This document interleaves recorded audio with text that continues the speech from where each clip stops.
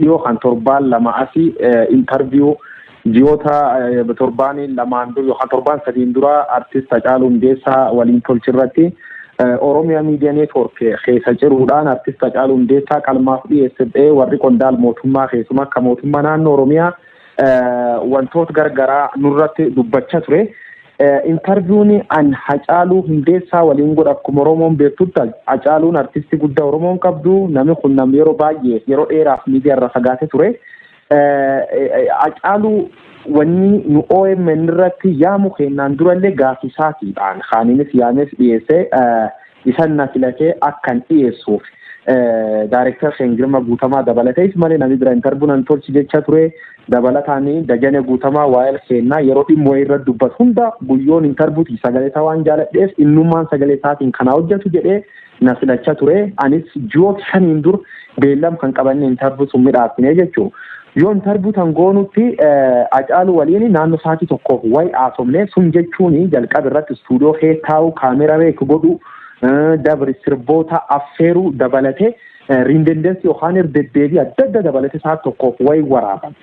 Seer miidiyaa kamillee keessatti gaazexeessaan tokko yookaan ogeessi miidiyaa tokko wantoota waraaban hunda dhiyeessu jechuun hin danda'amu. Yoo sun taate gaazexeessummaan iyyuu hin jirtu jechuu wama jedhamtu fayyuu dabarsu. Hojiin gaazexeessummaa yaadi namoota akka bilisaan ibsatanii carraa kennuufi. Kan jechuun namichi sun sa'aatii 2 yoo ati yeroo qabaate yoo inni aayidiyaa dubbatu qabaate sa'aatii 2 dubbachuu danda'a jechuu. Achi keessa sa'aatii tokko kan daqiiqa 30 ka barbaade taanaan dabri air time si kennan yookaan carraan atiin sagalee sun ittiin dubbattu yookaan spacing si kennan daqiiqa 30 yookaan sa'aatii tokko taanaan 30 sun fayyadamuu dandeettaa jechuudha. Sagantaa keessummaa Oromiyaa Media Network yookaan kan maqaan isaa jijjiirame dhaddachi dubbii jijjiiram kana sa'aatiin Oromiyaa Media Network naaf eeyyame daqiiqa 35 akka dansa ilaala armatti namoota dubbisu yeroo baay'ee namoota siyaasaa Oromoo keessaa gahee guddaa qabanii qondaaltota mootummaatii namoota akka artist Hacaaluu Hundeessaa uummata bira jaalatamanii jechuudha. Kanaaf yeroo baay'ee waayiloota kennallee wannan itti walitti bu'aa tureeni sa'aatii dabalataa akka inaata adoonaan eeyyamne sa'aatii hata turanii jechuun yaadi namoota dabruu qabu jedhee waan amanuuf yaadi uummati Oromoo beekuu qabu yaadi ilaalchi nam sunitti irriitti ibsu qabu dabruu qabu jedhee waan amanuufi yeroo duudii tarkiyyaanii deddeebimne walitti dubbachaa ture. Gaafiif deebii Hacaaluu Hundeessaa waliin goon keessatti kaasaaniif deebanii dubbachaa turanii shaneeni najjeesuu fi jedhee waan inni dubbatu keessa baasanii qalma dhiyeessanii jedhe. Ani waan sun dhaga'e naan imbooye beektaan imbooye an artist Hacaaluu Hundeessaa gan baay'eef wal beekaa amansiisa ifaa waa'ee qiyyamansiisa ifaa yeroo BBC hojjedha amansiisa gul wal baranne baay'ee walitti dhiyaannaa dhimma dhuunfaa obboleessaa waan waliin taphanni hin qabnu dir Finfinnee kan kee waliin maraa oolla.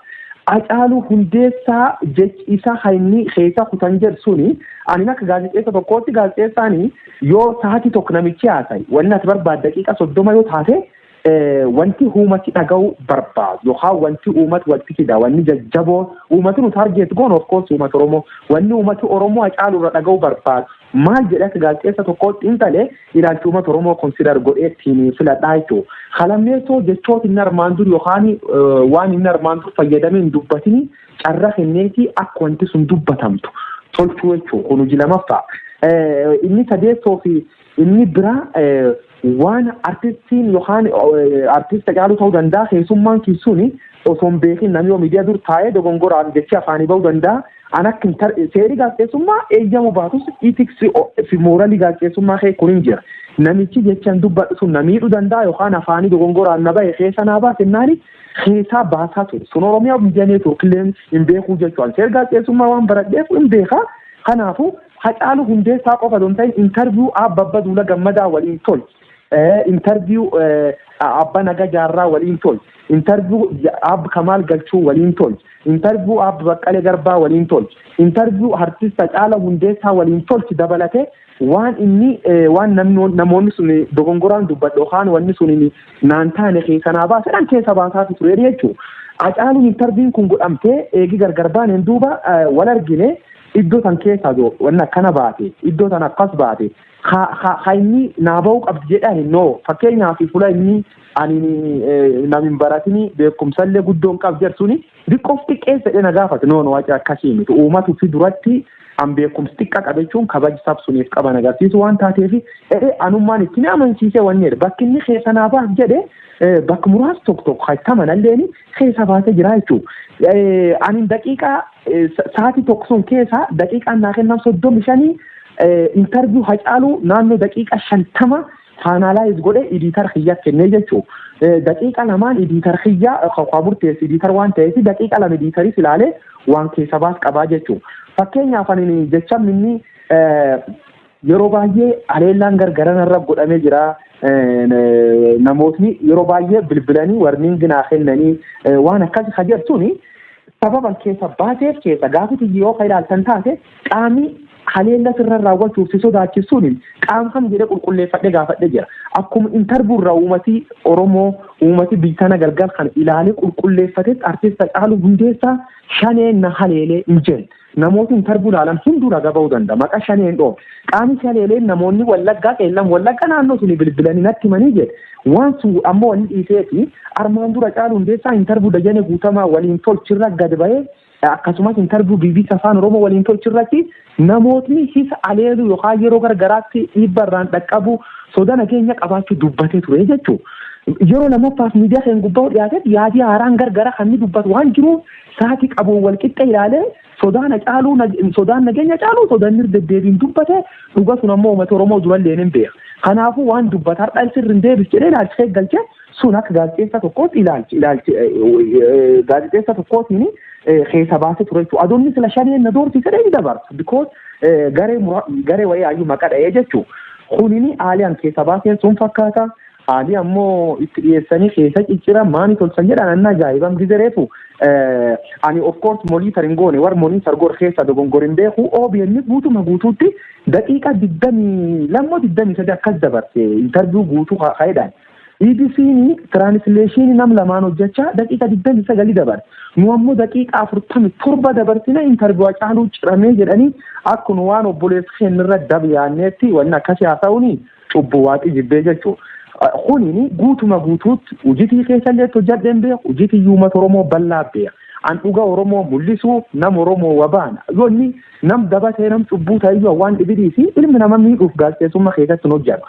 Dhuga Oromoon gaafatammoo dhuga Oromoon beeku qabdu yeroo baay'ee Hacaaluu qofa doon ta'anii namoota siyaasaa hedduullee dhiyeessee dabarsee ture jechuudha.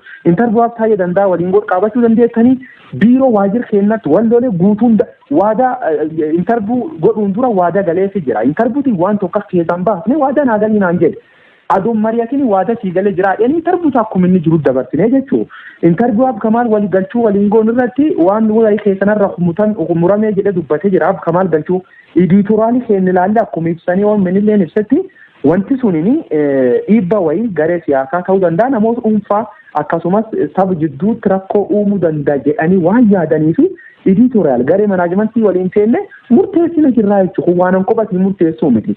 Garuu ammas deebisanii waan nun hojjetanii maqaa nam tureessuun anas hojii ani hin beeku kan sirriitti ittiin hojjedhe uummataa fi agumniti jedhamee obboleessa keenyaatiin wal qabsiisanii olooliin irra deemsisee tootaalii aamilee tiyyaallee daameeji godhe jira. Biyyi sanirrallee abdii qabu guutuma guutuutti na keessa balleessee jira jechuudha. Oduu laalam gizee baay'ee asin beektaa wanni sagantaan tokko daqiiqa 35 qof godhamee fi daqiiqa 35 eegi ga'een booda daqiiqa 15tiif at least oduun deemuu qabaa jechuudha. Saatiin oduu walir kaanii waan deemaniif everything order godhamee waan deemamuuf saatiin oduutiif sagantaan akka walirra hin buunee fi kunini OMN murteeffate. Anammoo artistiin kunini artistii jajjabaa tureen ufir dhufee wanti inni haasa'es waan bareedduu waan paartii tokko callaa doon ta'ini Hacaaluun achi keessatti nam hunda sirreessee qeeqee sirreessee dhugaa jirtu hatti fakkaatu dubbate kanaafuu waan uummata keenya itti fayyadaa jenna guutuma guutuu dabarsinee jechuudha. Sun katolchi nam dhumirra yoo kalaalti taate naaf Hacaaluun sirbaan xumuranne sirbisaa jirra sun gubbaatti jechuudha. Saatiin waan hin ga'inii fi diitarii murteessee sirba kennuu hin dandeenyu saatiin oduu walir buutedhanii kaan sinarra tolchanii jechuudha. Garuu yaadii Hacaaluu Hundeessaan fakkeenyaaf jechoota inni soda nageenya armaan dur qabanii maksu yookaan fakkeenya fudhanneellee kadabarsin taate taati qabnu waliin gitu waan wayii abbisuu qabaa jechuudha waan important kan armaan dur hin dubbatin. Kanaaf akka gaazexeessa tokkootti waan jira madaalee moral ethics jirti gara akkasitti filanne malee how comes akkam nu garee siyaasaan fakkeenyaaf shaneetti namiir jedhani ani qulqulleeffadhe namoota akkas naan jedhan jennaan qaamni siin jebsuun eenyu jedhee qulqulleeffadhe jedhe yoo inni shane ta'e yoo inni tirata yoo inni alshabaab ta'e uummata sinimmaa jechuun sun garuu qaama kanaa wanna caaluun jedhin jirtu wanni ammoo miidiyaa mootummaa jecha turu wanni abbootiin allangaa jecha turan shaneen na sodaachisa jedhu dabarsanii nyaachisanii jedhanii waan rabbiin jirtu nurratti odeessaa turan jechuudha. Uumati ammoo art interview EBC gubbaat dabar ta faana gubbaat dabar ta OBN gubbaat dabarteef ta OMN original duraan dabartir deebisee dabar wal birqabe laalee uummata sammuu qabu waan ta'eef addaan baafataa jedhee yaada. Dhugaan ammoo rabbi bir jirti rabbiilleen dhugaan beeka kanaafuu dhugaa irratti shakkiin qabu. Interview sunini akkum dabreeni naaf haqeeni eegi interview goonees interviewin duras yeroo baay'ee wal argina. Suuraa gargaraa hin qabna nam waliin jiraate konkolaataa isaatiin waliin marree wanni jecha turra interviewin dabartee naani yeroo tokko interviewin booda yeroo tokko wal argine maal naan jedhe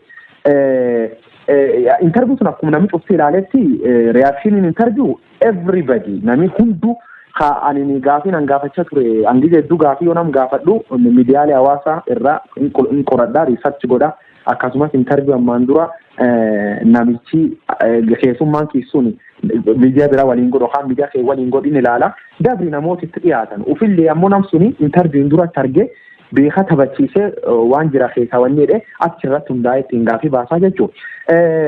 Qeerroo jirtuu jettaa amma ammoo feerroo bittuu jettaa jedhanii uummata duratti akka inni konfidensiidhaaf godhaniidha.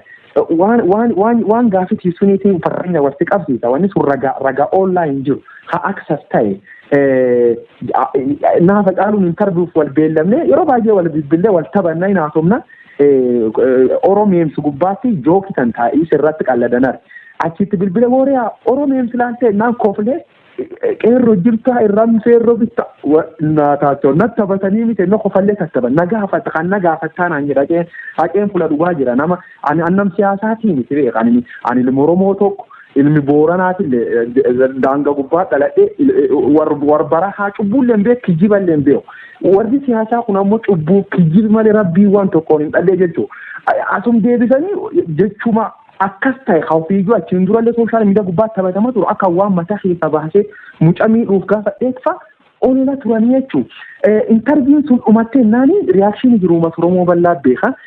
Sababa intervii suniin namoonni duraan achee qeeqanis kakko hawaan tokko irratti peejii gargaararra barreessan hunduu harka dhaanaafi turan jechuudha. Waaqeen torbaan sun keessatti was top anilleen interview tolchisuunii fi akka jajjaba gammadee bakka waan bareeddu tolchee namni kun nam qarayyuu dhugaan maltee fi akka oloon irratti oofan hin beekan walitti dhiyeennaan waan waliin beennuuf dhugaa isaa hin beeka warra dhugaa hin beennu hubachiisuu kiyyaa waan jajjabduu jedhee fedhe yaadaa akka gaazexeessaatti haqinni uummata Oromoo bira qabu waan mul'isu na fakkaataa jechuudha.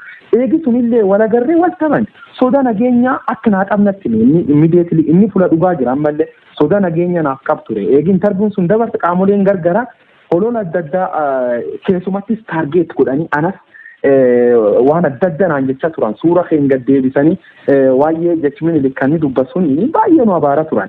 Maal naan jedhe atini konkolaataa sin qabdu meeshaa muutu tarkan qabdu miilaan deemta gareen tun simiidhu dandeetti naan jedhe anilleen ijaanne wanni yaadani namumsi gorsu bis tokko lubbuun guyyaa waaqi murteessu wanneetti hin gadde waan sun dhageenyaan akka jajjaba gadde duusaatiin booda immoo wannan qaabadhe guyyaa lamaffaa gubbaatti ani ijoolleen akkuma duusaa dhagaanii manna cufanii mana ba'uu na dhowwan.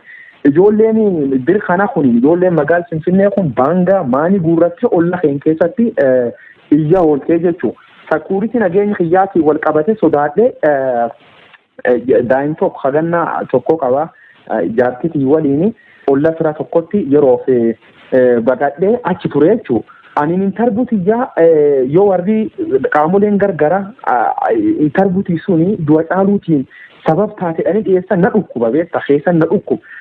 gite garii dukkubnan kuffise beektaa baay'ee aaraa bakka sarbaaf godhu dadhabee jira beektaa akkasuma dhufaa jiru anqaamii mootummaa kana barbaadin jiru ayyakkama jedhu hin herregu an dhugaa Oromoo baasee dhugaa caalu hundeessaa baase kanaafuu akkasi piraawurtee jiraadhu dhugaa caaluutiin gaddadu jiru hololii narra banam haani na dur kana qabu kalees galgala magaal nageelle boorana maatiin teen hundu baay'inaan achi jiranii alkan keessa naannoo sa'aatii 7 raayyaan ittis biyya magaal nageelle boorana faamilii teen maatii teen man nam 7 akkan guutuu sakattaa bulee ijoollee teen faamilii teen keessa nam 5 wayaa goofaree ta'an yookaan cimbileedhaniin kan fuulatti maranii rasaasaan yookaan shugguxiin sossodaachisaa kaambii waraanaa dhaqan ukkaamsanii jechuudha. Maaliif nuudhanii jennaan guyyoo waariyoo asii dhossitanii jedhan ayyaakkamata jechuudha. Dhugaa uummata waan dubbanneef dhugaa Hacaaluu Hundeessaa waan baamneef nu akkama nu godhanii maatiin keenya sababa kee shororkaa jirti jechuudha. Warra kanaan wal naqunnamsiisaa amma gaal Finfinnee jira qaamolee mootummaa yoo ati yakkamaa jettee isaan hin eegu yoo isaan bakki isaan na beellamanii dhaqaa jedhee murteessaa ture yeroo faamiliin teennallee nagi tokko gadhiifamuu dhaga'uu jira haa taatuuti ammoo faraane dhumirratti wannan jechuu jiru laal biyyi kan keessatti biyyi nagaa qabduu miti biyyiti tunini biyya qaamna mijjeesin bee ani mootummaallee ta'ee garee paartiilee siyaasaallee ta'ee dubbadheen beeku armaan duras doorsisi gugurdaan narra godhamatu ammaan tanallee wal fakkaata kan sodaachuu jira yoo qaamii mootummaa tokko dhufee si qabna naan jedhu nama manee amma harkitti kenna hin qabu kanaafuu soda nageenya jajjabduu kee jira uummata Oromoo kan beeku qaba qaamii tokko rakkoo addaa narraa yookaan maatii xiyyeerra dhaqqabsiisuu danda'a kanaafuu hojii hojjedheef wanni uummata Oromoo baruu qabu burganam yoo na ijjeessan anini soda nageenya jajjabdurre jira kanaafuu bakkitti dhokadhu ammaaf atleast bakkitti dhokadhu fal'aa'uu jira qaama nageenya irraan baqadhu qaamni nageenya na barbaannaan bakka kamittu argama bakka kamittu akka dhugaa qabin beeka haqi na jira haqi dabullee silaaftuu waggaa dhibbaalleen booda waan naagaluu fi haqattamaniin deemu garuu gareen gargara waan na sodaachisa turtee fi carraa kanatti fayyadamtee miidhanarraan ga'uu dandeetti kan uummata Oromoo beeku qabaa isanii miidiyaa Oromiyaa miidiyaa neetwork gareen teennallee beeku qabdu warri mootummaa biibulchullee beeku qabaa mootummaan lubbuu tiyyeeguuf lubbuu maatii tiyyeeguuf anini lamii biyya kana waan ta'eef itti gaafatamu waan qabuuf lubbuu tiksisuu qabaa jedhaanii tan dhaamsanaa dabarsan. Hundi caalaa amma irra deebi'anii maal naan jedhanii warri makalaakiyaan warri maatii teennaa qabee achitti ukkaamsuuni naani deemtar kennachuu qabdaa naan jedhan namni yoo balleessa qabaate yoo namni ijjeesee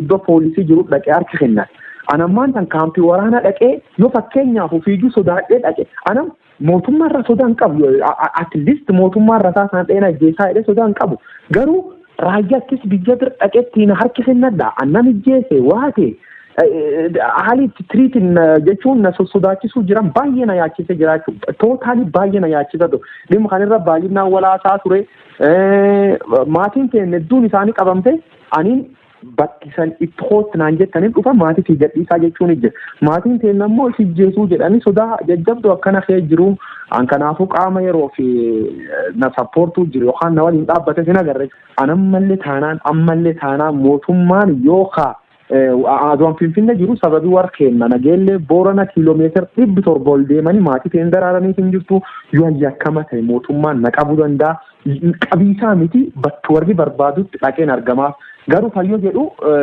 qaama mootummaa jedhee qaamni tokko dhufee rakkoon irraan gahe maal what is my guarantee sodaa akkana kan qaba sodaa jajjabduu akkana kee jira jechuudha clearly faraadha.